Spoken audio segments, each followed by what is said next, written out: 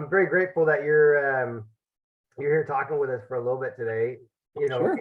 um, Joseph, he's anxious to go to the park, but he wanted to meet you. He's really into firefighters. Oh, nice. Yeah, right. You like firefighters, huh?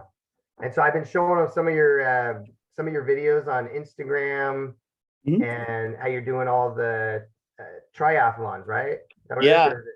Okay. So I've Yeah. been showing that.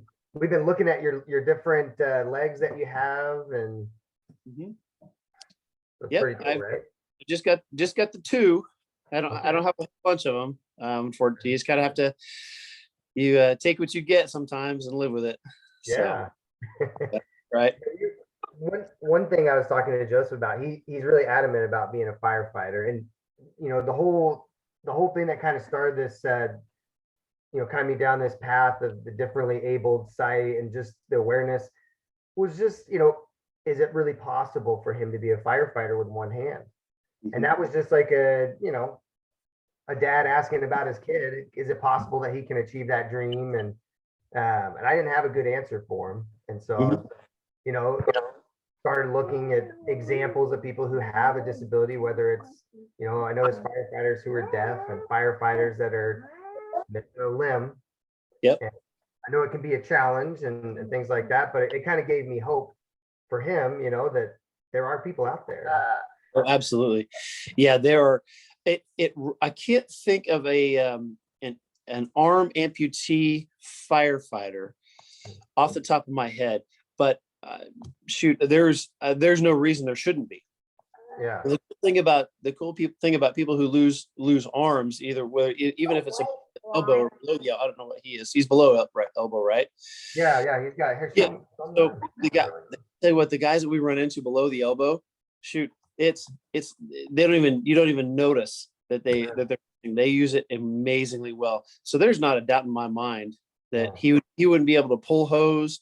There was a paramedic years ago that I believe was a below the elbow amputee. But I'd have to think about that a while. Yeah, you have to let me know if you run into one. He can do he'll be able to do everything about that. So yeah. I wouldn't worry about that a bit. And that's the nice thing is he won't even have to make any adaptations to the equipment. Probably, maybe he will, maybe he won't. But no, they'll be able to adapt to that very nicely. The only thing I could think of is maybe a fire glove. Maybe instead of a glove, he'll just simply sew the end of his bunker coat shut, just for that fire protection. Yeah. And then he would simply use that limb like it'd have a glove on it. They're kind of cumbersome with those bulky gloves. It'd be the same thing for him. And so I think that adaptation would be easy. Yeah, it sounds not too bad. He said he wanted to ask you a question, or he wanted to tell you. You got. Did you know I always want to be a swimmer firefighter? A swimmer firefighter. Swimmer firefighters are my favorite. I grew up a swimmer. I swam competitively all through high school. So swimming is my thing, and I think you are on a perfect track for that. Yeah, dude. You're a good swimmer too, aren't you, Joseph? Uh-huh. Yeah. What do you like to do? What's your favorite thing to do at the pool? Oh, what's your favorite thing at the pool? I like to swim and splash my feet into people's eyes. Splash your feet into people's eyes? Yeah. That is a good time. Unless you're the person being splashed. Yeah. But I agree. Splashing is a good time. Do you go off the diving boards yet? I do. But I usually go diving when I shark boogie board. A shark boogie board, yeah. Shark boogie board. Okay. I go underwater and I see everything and I try to swim away. Oh, geez. Well, the next step is to become a scuba diver. So you can go down and see those fish up close. Yeah, I showed him I'm trying to remember the gentleman's name, the one your wife and you had talked to. He's the one who was a victim of a shark attack. I can't remember his name. And he had his arm and his foot amputated. Oh, shoot. Yeah. Well, I'm putting us on the spot. He's a cool dude, though. We were watching his Instagram, and yeah, he had some pretty cool stuff too, doing all the scuba diving, and yeah, he's got a cool story. Yeah, I tell you, we growing up around the water. I love scuba diving. That's I'd say if that's one thing I could do all the time, I would absolutely do that. And and we've dove with a number of Army amputees, divers. You know, again, you just kind of get to maneuvering pretty well, and you don't even notice. Yeah. Yeah. You have any other questions you want to ask? What do you want to ask? Do you know some other people can dive in pool? In my Addie can do flips into water and a handstand underwater. Oh, yeah, his sister can do flips and a handstand. Yep. Flips and a handstand. Those are fun to do too. In the shallow end. It's hard to do. And Addie always teach me how to do a handstand, and I always try to do it, but I can't. Why can't you do that? You don't like being upside down? But I can't do a handstand because I have one lucky fin. Oh. You could do a one handstand, or you could do a fin stand. Yeah, It's a that's right. get that do the fin stand. That's something she can't do. I'll guarantee you. That's right. Nope. Very Or cool. I could do a head handstand. A head handstand, yeah, maybe. Yeah, do a head handstand where you just stand on your head. All right, but are you gonna go to the park and I can talk to Mr. Earl a little more? Okay. All right. Well, why don't you say goodbye and I'm gonna ask him some more questions. Okay. Now I gotta tell him one more question. Oh, you have one more. Okay, go ahead. And also, I could dive in with my boogie board and jump and bump on my head. Oh. And I can swim through water very good. And I also don't know how to do handstand underwater. Because I have to stay like roll underwater, and I can push myself and then roll and swim back up. That sounds like a lot of fun. Do you practice that every time you go to the pool? Yeah, I always try to practice swimming. Oh, good. Swimming is hard to do, but it is kind of difficult to do when you need to breathe, but you get water in your mouth. Oh, yes. Especially the ocean water. I've always thought the ocean water tastes yucky. Yeah. I like to eat oranges after I get out of the ocean just to get that salt out of my mouth. You like oranges. What color is your boogie board, by the way? Blue. Blue. And what's on it? Do you have any? Oh, it's got a shark on it? That's appropriate. Goofy. Silly boy. Oh man. Oh goodness. Well, I tell you, there's some very fast swimmers out there who have one arm. Yeah. They're absolutely amazing to watch. And so you keep like practicing. yourself on the camera? Yeah. Yeah, I know you do. So are you out of school today? I You in don't school yet? school. Yeah, you're not in school yet. No, not yet. Yeah. I Okay. still have to wait. They'll have to wait. Well, it's almost summertime. This is my daughter's last week. She graduates 8th grade today. Oh wow. We're about to have her home every single day. Yeah, sometimes. So yeah, it'll be fun. We're gonna go to the pool a lot because she's a swimmer too. And it's the funny thing about swimmers, they always want to be at the pool or the lake. There you go. So his daughter likes the pool too. Yeah. In Addie always tries to teach me how to swim in the beach, and I always get water in my eyes. That beach water. Yep. And there's sharks in there. Yeah, you're trying to learn how to swim on your back, right? I learned how to swim on my back. Mhm. Yep. That's a important. great pool. And bellies help you float in water so you don't sink. Bellies do, yeah. Oh, If you have a big bellies. belly. Yes, they do. If you don't know how to swim, then you need these. Oh, you're showing your belly? Now, do you have a big belly to help you float on your back? Yeah. Can you make your belly really big to help you float on your back? Oh, you're gonna float all day like that. Yep. That's awesome. Oh, good belly.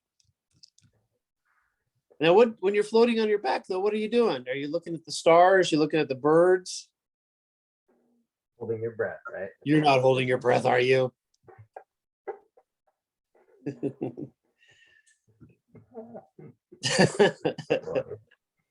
You're Funny. Oh, all right. Well, let you say goodbye to Mr. Earl, okay? Then I got that. You're going- What?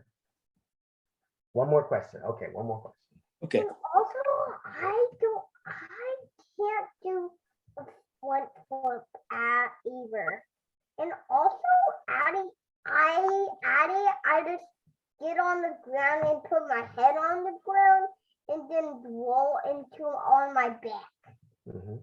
So like a somersault sort of thing? Okay. Oh, Okay. Can you roll all the way over like a complete somersault, or you just like flip over? please, so Oh, you can. Can you do a cartwheel yet? no, One-handed cartwheel? I can. But I can't. Not yet. Are Not difficult. yet. Yeah, they are kind of hard. Could you have to like do a handstand kind of like that? Like and then roll that way or this way? Mhm. Mhm. Yep, I can usually only go one way just because I'm right-handed and I haven't figured out to go the other way when I do things like that. And I can I have a CrossFit friend who loves doing handstands and loves showing off him doing handstands. So last night when Addie called me a Ouija, I was like, yeah, that was a funny face, and I didn't even know she was calling me a Ouija. Oh my. calling you what? I don't know what was she calling you? Addie said I was a Ouija, A wheezy? and I was His sister, he's saying his sister called him a wheezy. I don't know. a Ouija. Oh, Luigi? Yeah. Oh, Luigi. Luigi. Luigi. The Okay. mushroom guy, yeah. And I'm like, and Addie laughed. I had a funny face and she didn't play and laugh. Yeah. Yeah. That was so funny. That is so funny. That was really funny. Mm-hmm. I didn't know why she called me a Ouija. Yeah. All right, buddy. I'll see you later. Okay, you got your backers on? I'm gonna put these on, Earl, so I can hear you and you can hear me. Okay. well. Yes, sir. I don't have one. Oh, no, you're fine. Hopefully you guys can. Okay. Yeah, no, you sound just fine. Okay. So Joseph said he didn't want to wear the headphones, so. But yeah, so I do appreciate you making some time, and I kind of want to just talk to you a little bit about your story, and then just kind of ask you some questions that, as a father, with a son who's looking to be a firefighter, the sort of things that I would be worried about, and maybe he would 15 years from now, something he might ask of somebody, could I do this or could I do that? So first, I guess, let me tell you how I came across you. I heard a story of Matt Hicks, who's a firefighter who has leg amputated from a motorcycle accident. Mhm. And then I heard a story of a firefighter who had gone and kind of talked to him, who was Anthony Torres. Yeah. And then Anthony Torres, similar situation. And then I came across you, who kind of did the same thing. You went to Anthony when he was, I think, in the hospital or shortly out, somewhere around there. Yeah. And that's how I came across your name. So there's that trail of firefighters who have had similar situations, but your story is interesting because you have, yes, you have the firefighter aspect, but you also do a lot of with the triathlon stuff, and I mean that's very physically demanding. So I guess tell a little about your story. I know a little bit about you, but for those who might listen to this that don't know you. Well, sure. So yeah, so mine was a motorcycle accident back in 1997.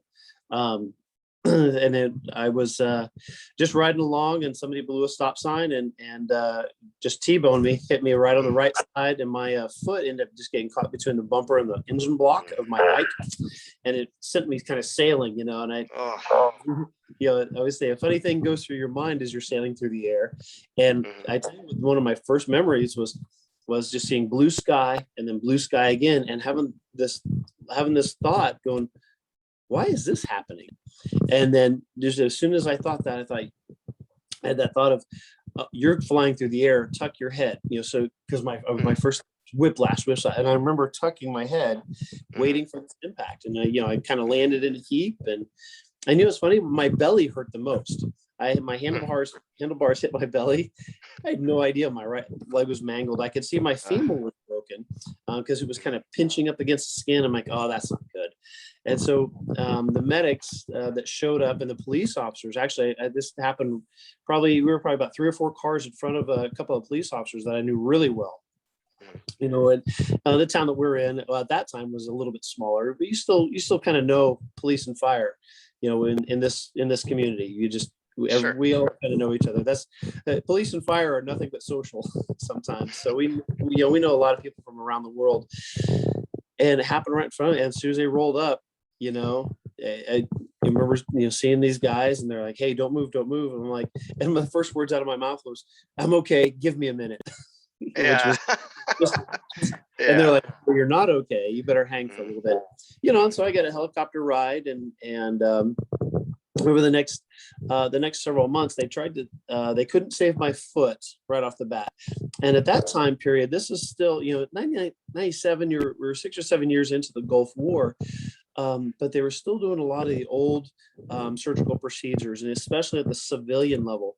The thought was to keep as much as the limb as you can, because you'll be better in the long run. Well, the problem is they left me with kind of a jagged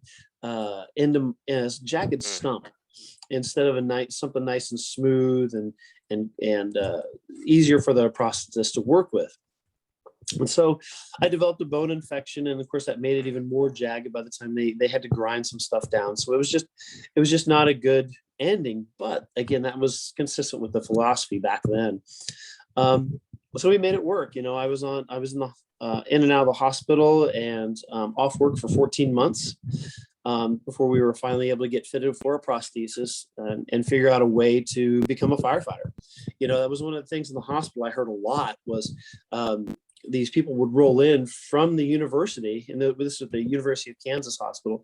They would come in and say, "Hey, we've got grants, we've got scholarships available for you to go back to school. We'll get you re-educated." And I kept thinking, I was in college for 4 years. Man, I have my career now. I want to stay as a firefighter. The flip side of that was everybody who came in, they kept saying, "Oh, you'll be fine. You'll be able to do whatever you want." And then I said, "Yeah, well, I'm gonna go back to be a firefighter." You probably can't do that. Everything but that. Yeah. Oh man, what? Why? Tell me what. And again, the other thing they kept saying was all these prosthetic devices they have today are fantastic. You'll get along great. Sweet. I need one to help me be a firefighter. Yeah. And it was one of those things that the more they said you can't, the more it kind of sealed the resolve. And it really became that moment of say I won't. I won't be. Let's do this. And so I actually hooked up with a prosthetist who I've been with virtually my whole career now, 22 years. He just retired, and he made a prosthesis that worked. I had a long residual limb, and we just kind of dealt with those problems, and we made it happen. And so for 12 years, I was a firefighter. I got back online. I passed the physical agility test. I did everything I needed to do. And so we made it happen. The problem is we kind of kept developing sores, and they were inflamed hair follicles that they're like big zits, these boils. The problem is you bear your weight on that boil each time. And so we'd have to grind out the prosthesis a little bit to create that space. And so just over time, it just got to be too much. And so finally in 2009, fall of 2009, or summer of 2009, excuse me, I finally went to him. I developed one that was so big, it was so infected, just due to the sweat and kind of the nature of the business. I finally said, hey, what if we were to find some surgeon? Let's cut some more off. Let's get this nice, new limb, start fresh. And he goes, I'm glad you asked. Let's do this, because it makes his job easier. To be sure. So we hooked up with, he had heard of a procedure years and years ago called the Earl procedure, like Earl Toys, ERTL. Okay. And what they did was they fused the tibia and the fibula together, creates this nice bone bridge. But he also takes care of the nerve endings, kind of reflects those and cuts them up so that they come behind the muscle. So we have less phantom pain. Phantom pain was something I dealt with all the time. Really? I mean, there were times where it almost dropped me to my knees, like getting stabbed with a hot poker, and it would flash. You never know when they were going to come and when they weren't. And it was just one of those things. So as soon as he said that, I'm like, oh my gosh, I'm in. So the cool thing is we went to Oklahoma City, where Dr. William Ertl, the great grandson of the developer of this technique. So they developed this technique in the Civil War, because the surgeons are, cutting off these limbs or throwing away these bones. They're like, man, what if we tied this extra piece of bone between those? It'd make it stronger. And that's where it developed. So anyway, he went down, talked to him, and I tell you what, it's the difference between surgical techniques just 12 years apart is astounding. They had, we decided we went ahead and do it. We did it in fall of 2009. I went on a Thursday. We were driving home on a Sunday. In none of this extended hospital stay. The pain was minimal. I'll bet you I was off all pain meds probably within a couple of weeks, and I was off ibuprofen, Tylenol combinations probably within a month for the most part. And the phantom pain was just virtually nothing, and I'll still get flashes every now and again. The brain kind of sends that signal, asking, hey, is that big toe still there? But it's nothing. And it was a whole new lease on life, and it was another chapter. I always say that the motorcycle accident was my instant maturity. It was okay, time to grow up, because really prior to that, I had a career, but I was just kind of floating through. I had a girlfriend, but no plans. I had this motorcycle, no reason for the motorcycle. I just thought it'd be fun. And that was just instant maturity in that regard. So then when I had the second surgery, man, that opened up the world to me so much more effectively than it was before. And it was awesome. It was the best cosmetic surgery I ever had by taking off those 7 inches. Oh man. So yeah, that led us to here today. So let me ask you, because you said it's you feel like it helped you mature. Do you think if your motorcycle accident never happened, do you think you would be as good of because you were a firefighter EMT, right? Yeah, I was a paramedic. Paramedic, so I went to paramedic school first, and because I kind of figured that would open a lot more doors, and I actually enjoyed medicine. I was a music major for almost 4 years at Missouri State. And that's, again, that was kind of the lazy way out. In high school and really growing up, I was a tuba player, and I played kind of like I started off on trumpet, dabbled in French horn for a semester, baritone, and tuba. Just kind of worked my way. I just kind of had I could play those woodwind instruments fairly, or brass and woodwind pretty easily. So the lazy way out was, just go become a music major. So I hung out with a bunch of, beer drinking tuba players and had a great time. I absolutely love my guys that I hung out with.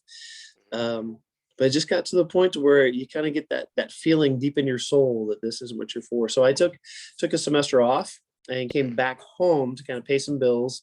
And I took an EMT class at the local university in Topeka, where I was from. And that was the first class that I loved every minute of it. It just clicked, we're learning about medicine. And part of that reason too is, looking back, why didn't I get into medicine earlier, is all through school, you were told you have to be good at math and science. You have to do all these things, and medicine was never on my radar, because I was like, oh, there's no way I could be a doctor. I got my private pilot license in high school as a part of the Explorer program that was nearby. Cool. Loved flying, and I think Yeah. that's why flying and scuba diving go hand in hand, Okay. because they're kind of the same principle. But again, I was thinking, man, it'd be great to go to the Air Force Academy or go be an airline pilot. But again, I kept being told, no, you got to be good at math. And so, oh well, okay, I guess I get. And it was dumb, it was stupid of me I should have taken that tell me I won't attitude back then. Yeah. I don't have now. Yeah. Yes, I was a music major for 4 years, and then EMT class, man, I was like, this is amazing. This is so much fun, and it just built from there. So I went into paramedic school, thinking I'll get on a fire department and see what happens. Okay. So yeah. Yeah. So do you think if you had no motorcycle accident, do you think you would be, because you were already a firefighter EMT, and then how long, you said afterwards, it was 12 more years, or how long after the accident were you still like active? And yeah, so after the accident, I got the prosthesis on, I was fitted, I was back to work, and truthfully, I was just kind of happy doing that.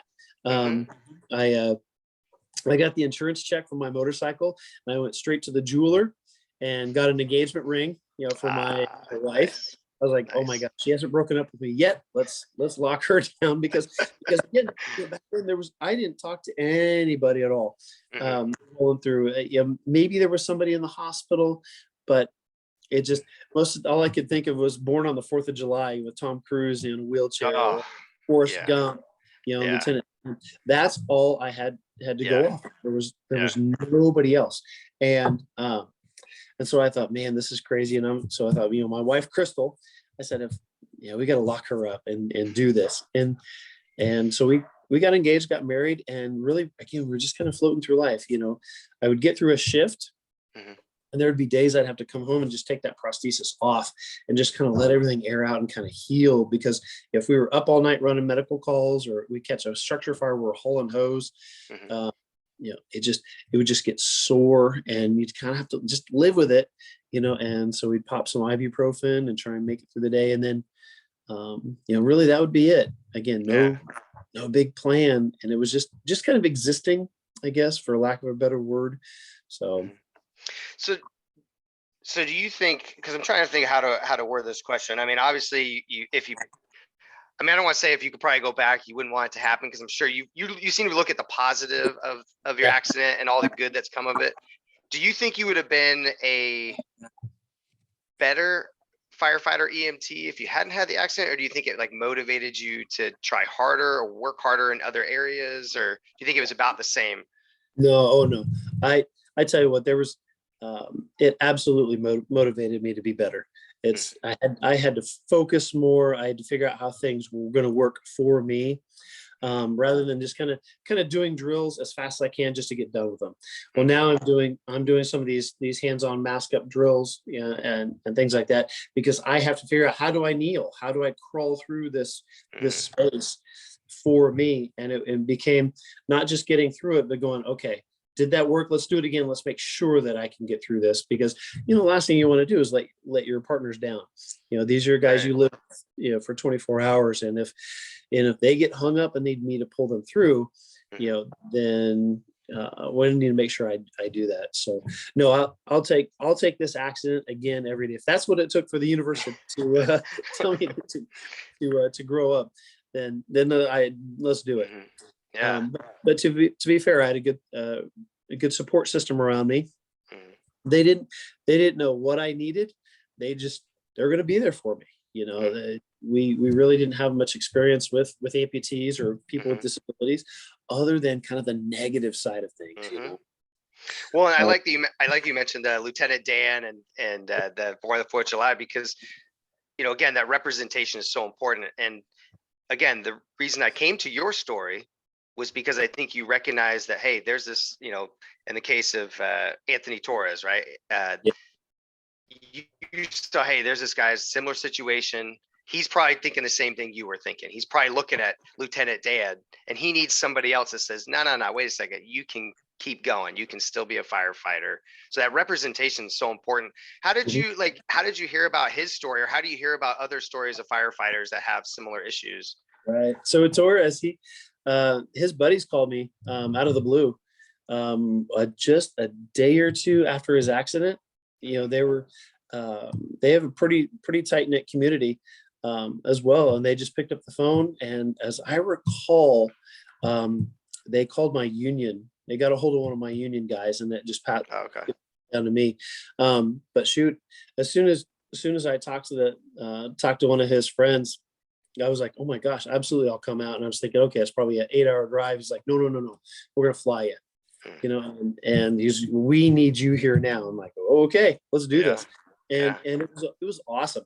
And I tell you what, I spent more time talking to the friends around him than I ever did to him. And I kind of realized that they were the ones who were going to remember that incident. Whereas Anthony's kind of in and out of surgery, and he's just being bombarded. But the friends, that core group of friends, talking about, hey man, you guys just be supportive. Here's what to expect. Here's what I did. Everybody's different, obviously. But I said he'll be fine.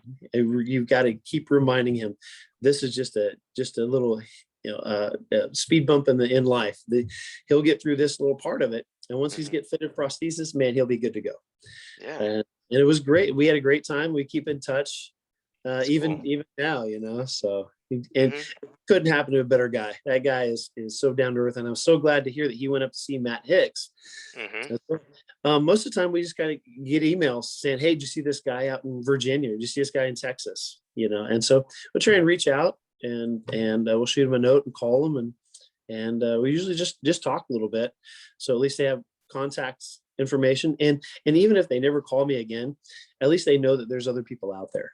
And sometimes not being alone is enough. Yeah, and I kind of mentioned it when Joseph was in here earlier. Just having somebody to look to that as an example of like, hey, look, this person's done it. They may not look like you. They might not be exactly the same. Joseph has, and I can never pronounce this, Simbrachydactyly. Something like that. My wife always corrects me. It's what they call his arm. So he actually he's got his arm up to about here, and it was something to do around 6 months in my wife's belly, and he actually has his digits, but the blood flow just never got to him, and it never grew. So don't really know the cause, and so and I try to look for examples of upper limb, and when he mentioned a firefighter, my brother-in-law is actually a firefighter over in Tampa. And I thought, gosh, like how, and as a parent, you don't want to be that person. I'm like, yeah, man, you could be a firefighter. In the back of my mind, I'm thinking, maybe I'll steer him to like accounting or something, I don't know, but it's like, he's so adamant. I mean, I think a lot of kids want to be firefighters when they're little. And, but then I started, I started thinking about it, like, all the random, like, okay, could he wear a prosthesis? Would he just not do it? I mean, he wasn't obviously born with a hand, so he does everything without it and doesn't know any different. I imagine it's completely different for somebody who had a limb and lost it, had it amputated. That's a completely different situation. And so, part of this differently abled thing I've been trying to build is just finding as many examples as I can to allow kids and those who have dreams of being these different professions, being able to find those examples. So it's so cool. Like I said, that's what I love about your story, because you did the same thing, trying to support other gentlemen in the same situation. Can I ask you about your prosthesis though? When they built it, do they have to do anything to, obviously you're dealing with fires and you're putting a lot of wear and tear, and I mean, was it specifically made for you? Or is it something that's kind of like, it's like the standard prosthesis? Yeah. Yeah, that's the trick. So you gotta shift gears. So with the insurance companies, bless their hearts, they want you to kind of have this standard for, you're 5'10", 200 pounds, then you need this prosthesis. And the problem is they don't take into account your activity level. The reason being is because I forget the crazy percentage of amputees that are diabetics.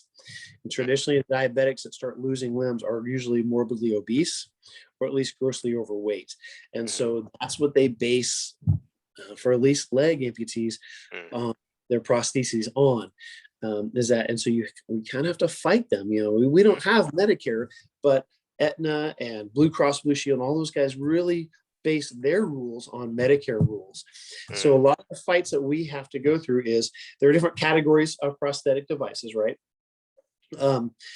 Due to the weight. So I needed one that could support, 60, 80 pounds of scuba gear, SCBA, plus, carrying a patient, that's, not all that different. We're taking people that are 300-400 pounds fairly routinely now, and we have to be able to maneuver them, and that's a lot of pushing, a lot of pressure on that prosthesis.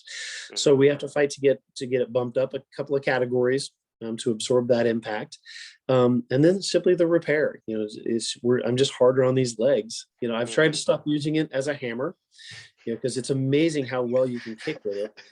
I bet. We're building our deck, and I'm trying to kick these planks, and my wife's like, "No, stop it!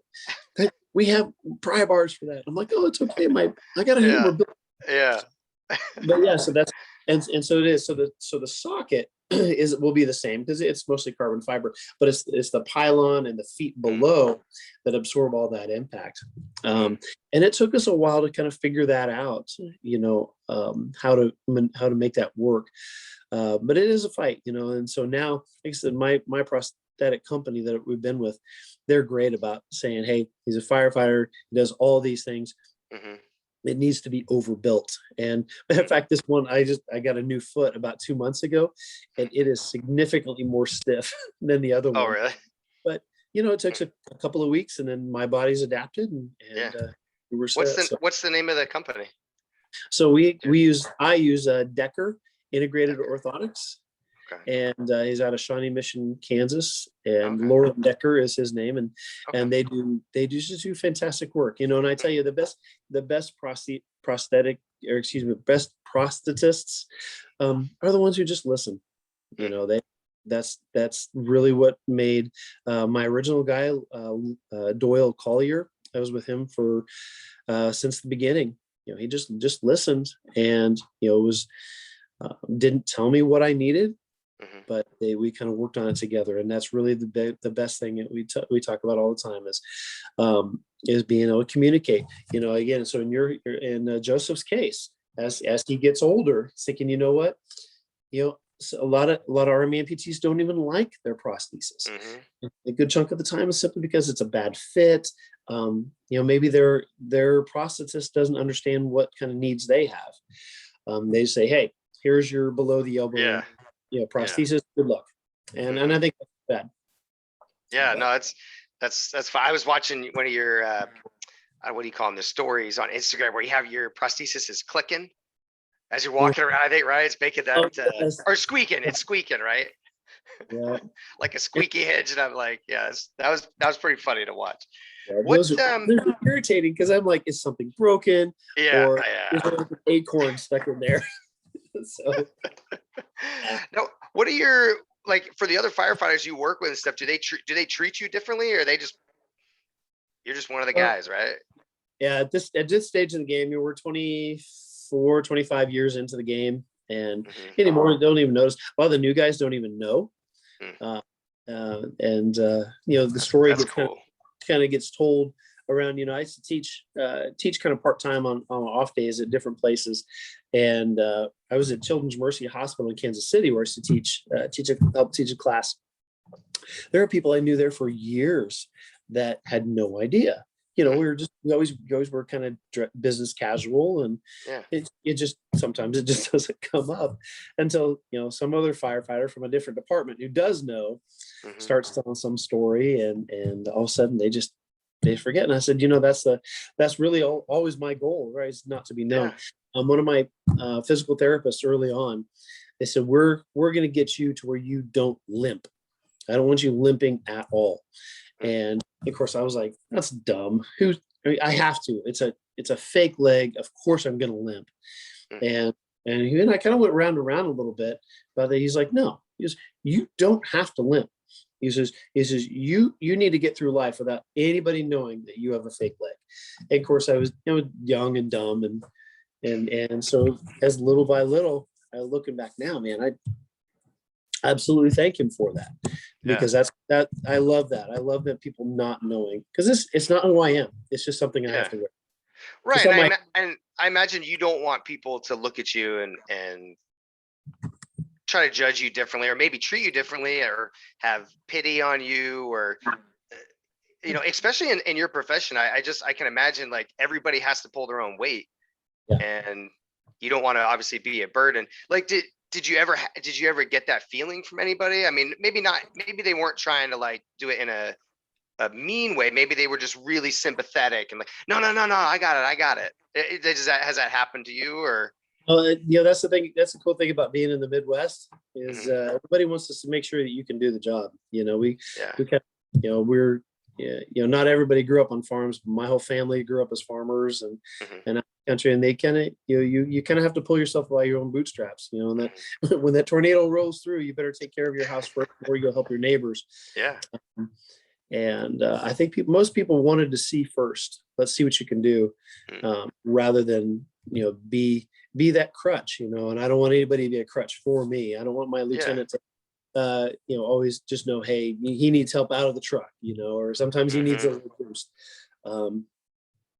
So I tripped over the hose, maybe a couple of months ago, and I did notice as I tripped, I got about 4 sets of hands coming towards me. So I think that thought is still there. Probably. Well, and I've had this conversation with my wife, and we've tried to like think about how Joseph might be affected when he goes into school and sports. And, it's a fine line between like ableism, where people just, hey, figure it out. Yeah. Right. And then there's, and I like the term differently abled because, we're able to, find a different way to do it, but also reasonable accommodations. I mean, your prosthetic is a reasonable accommodation. It's, you're not saying, hey, I can't pick up a hose, guys. So, but I'm still an EMT firefighter. No, like you have an accommodation that allows you to perform the job duties. I had mentioned he's a chief. I wish I could remember his name.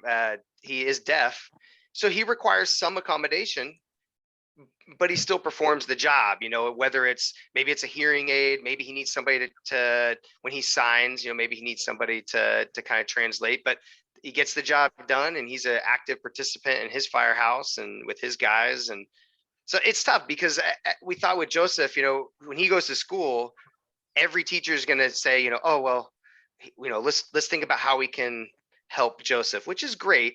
But at the same time, I don't want him to be babied. But at the same time, I don't want him to be ignored, because there are things that he does struggle with. He mentioned a handstand. He can't do a handstand, not yet. Not yet. That's something you see and you say, okay, he can't do a handstand with 2 hands.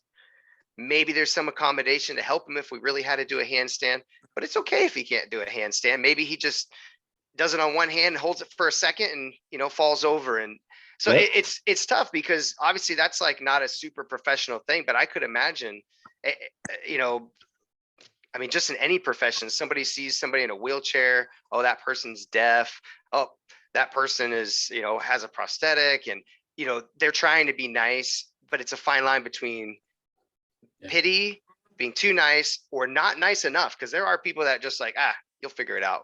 And I'm gonna treat you like everybody else. You kind of can, but you can't, right? Yeah. And I think most people do. We'll always say, yeah, just treat me like everybody else and I'll figure it out. I kind of run across those guys, just take the racing aspect of it.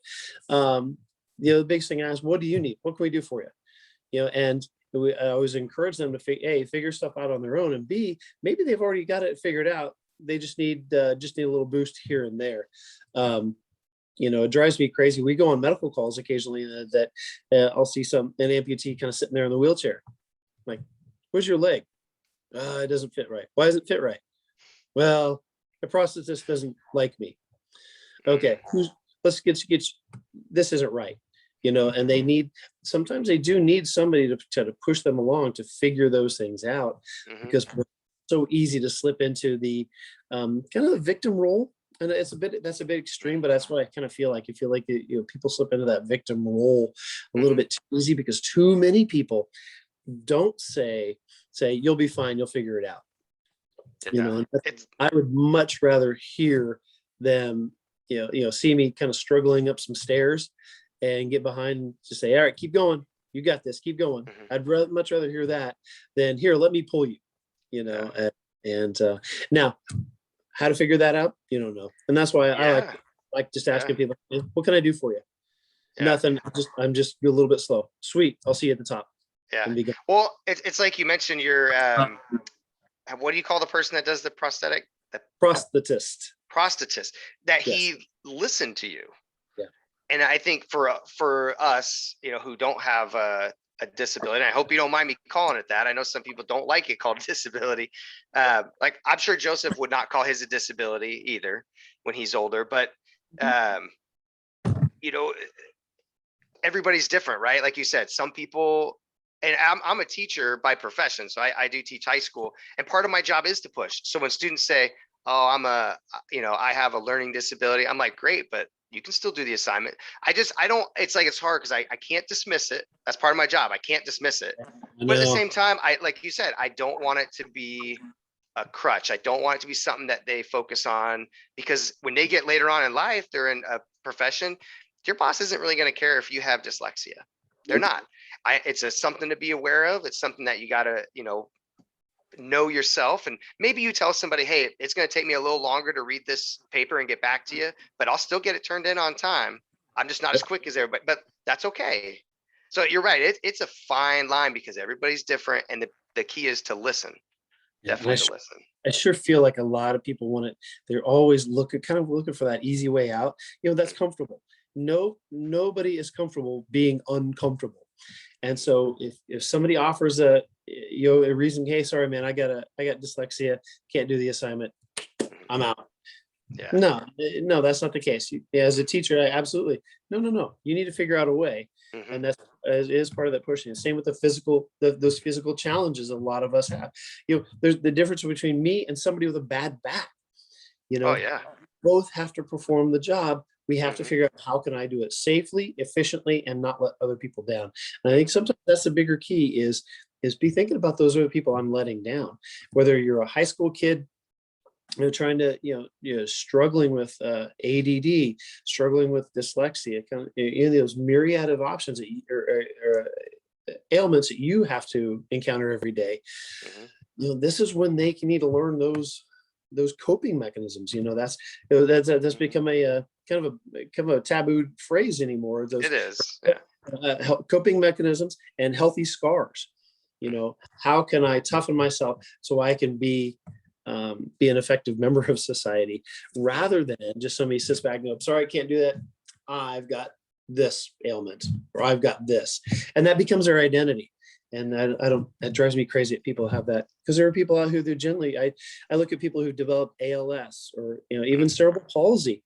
My cousin just graduated high school with cerebral palsy, and it's been a struggle, and she's never played the victim role. She always wanted to be out with the kids, take me to the park, take me outside.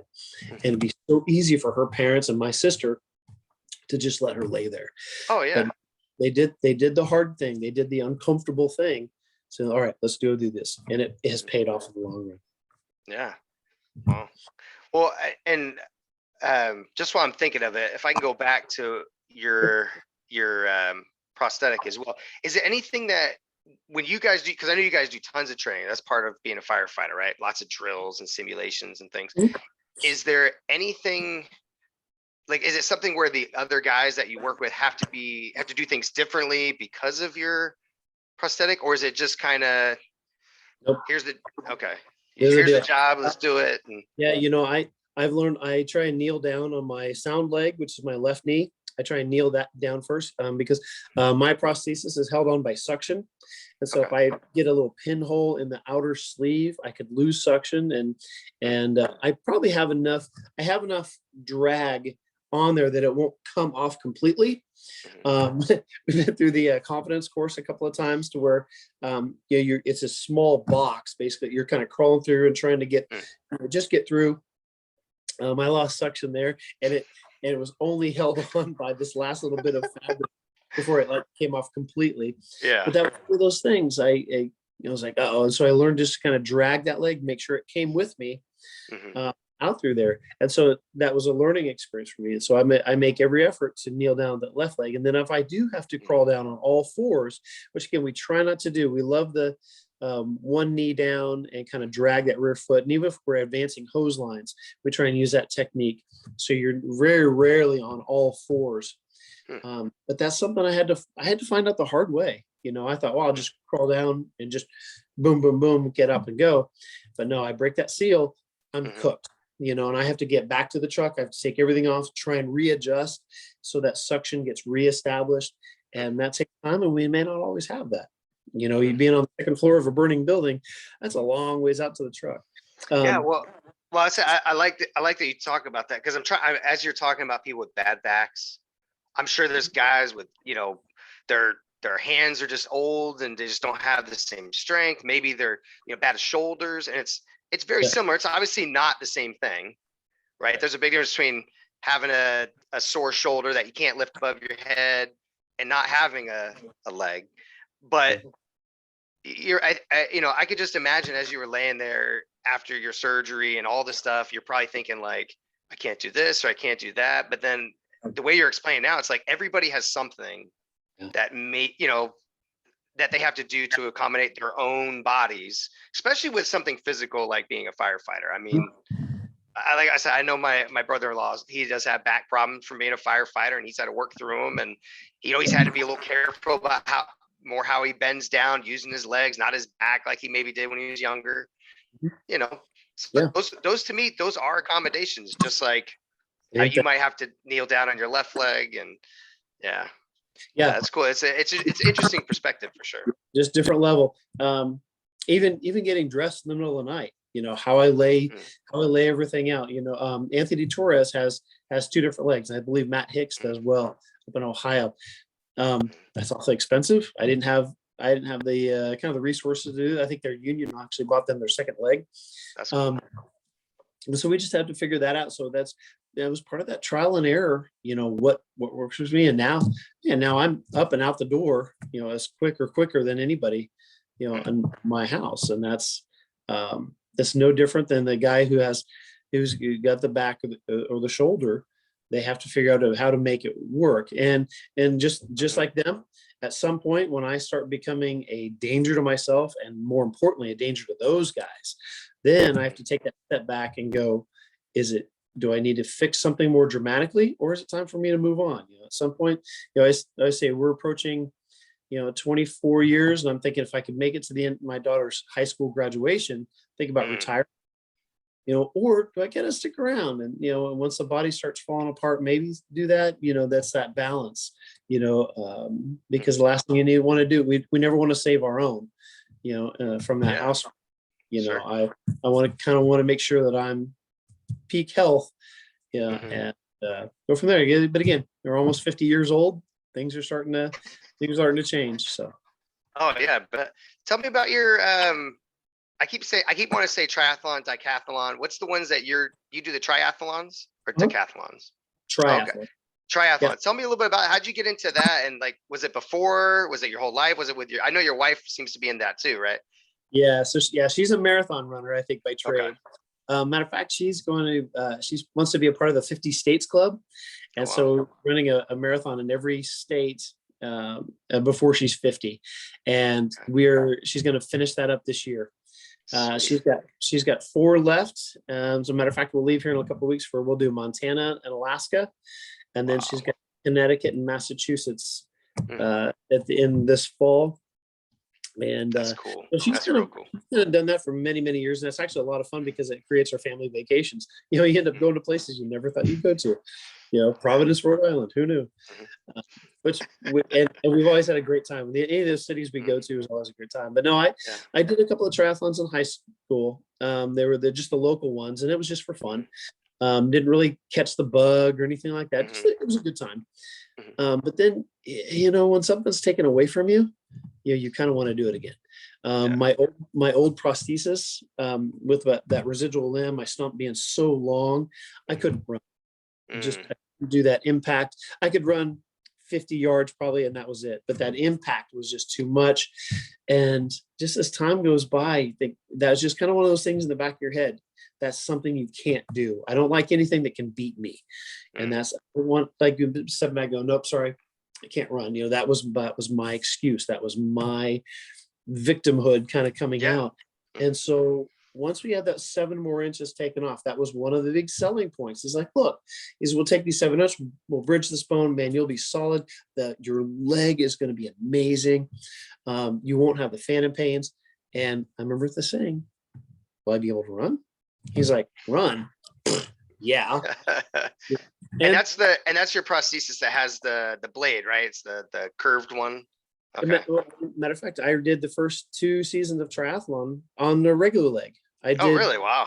I did 2 half Ironman on the regular leg. That just add a little extra padding, and it was harder. But I liked being able to know I don't need fancy equipment to do this thing. Now that I have the running leg, I'm never going to run in this one again. It's just such a more natural gait. It's smoother. Matter of fact, that's something I actually still have to work on. We just did Ironman Tulsa Sunday. We're still kind of recovering from. Well, I'm going to be recovering for about a week, I think. But I noticed on a couple of videos I saw, I've got a big dip and I've got a really sore hip right now that I don't know. And my pace was a lot of things. So that's one of the things I'm going to work for the rest of the summer then is getting that running back up. But I tell you, I was never a runner growing up. I had asthma. I was having to take the inhaler. I had wheeze, And again, so that was one more thing. Sorry, you have asthma. And it was one more thing. I was like, no, it's that victim, something is out there that beat me. And that, you're kind of a slave to that, unfortunately. And not being able to do something, I don't know, just kind of irritated. I don't want to talk about not being an astronaut or anything like that, but there's things, I can't climb that ladder. I can't climb that rock because of this. I want to be able to do all of it, or at least try and go, shoot, that didn't work for me. And so running, once I was able to do it, man, it was so much fun. It's the most natural thing. Kids are taught that you're not supposed to run, because as adults, we love telling them, I can't run, my knees hurt. Oh, I can't run, my back hurts. There's always something, and kids kind of learn that over time. And as you watch them up through middle school, high school, even, they start running less and less and less. And it's, because there is a joy when even Joseph, I'll bet you're seeing him go streaking across the yard. He's running for fun. Yeah. So being able to tap back into that. We had a really good time running at Tulsa. So that's pretty cool. Yeah, I can't. Joseph probably about 7 months ago was running across the yard and broke his arm. And it was his good arm, so it was his right arm. So he was in a cast, and that was pretty tough because he had no alternative. Yeah.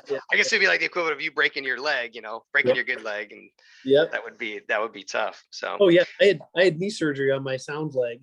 And so really? Just with my prosthesis side.